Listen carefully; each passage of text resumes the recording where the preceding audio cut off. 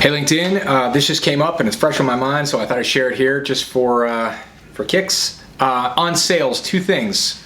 One is speak plainly and clearly. I'm going to talk about that in a second.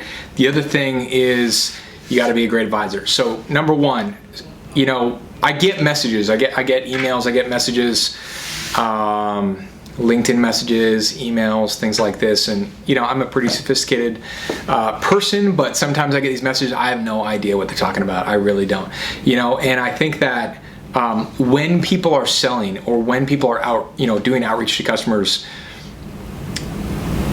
you can make something more complex than it needs to be.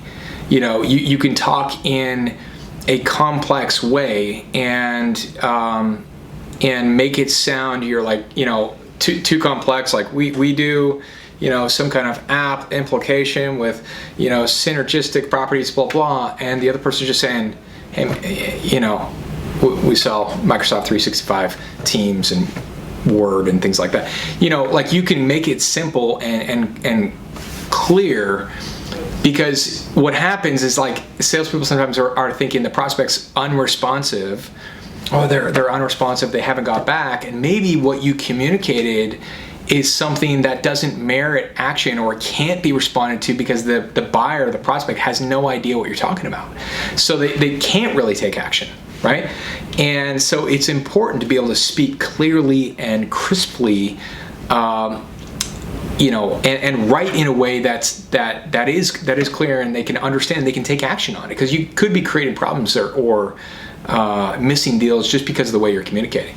So that's one thing. The other thing is just another thing on sales. When you are selling, I never see myself as sales. I always see myself as an advisor. And yes, you're selling, or yes, you're trying to close a deal, but I always see myself as an advisor, like a presidential advisor or whatever. When I'm thinking about the customer, they may come to me and say, I want to do this. And I don't like to order take. I like to listen to the problem, understand the challenge, and then I like to be a good advisor, and I like to advise them on what I think is the best possible thing to do that's actually going to solve their problem and get the outcome. Now, my advice, the thing that I advise on, it might be 10 times larger than they were thinking. I'm okay with that, as long as I believe it's the right advice. It's advising them for the best thing that they should be doing that's actually going to solve the problem and be the thing that they're trying to do. If you order take, you just listen to them and order take, or you just push a sale, or you push a widget, something you're trying to do.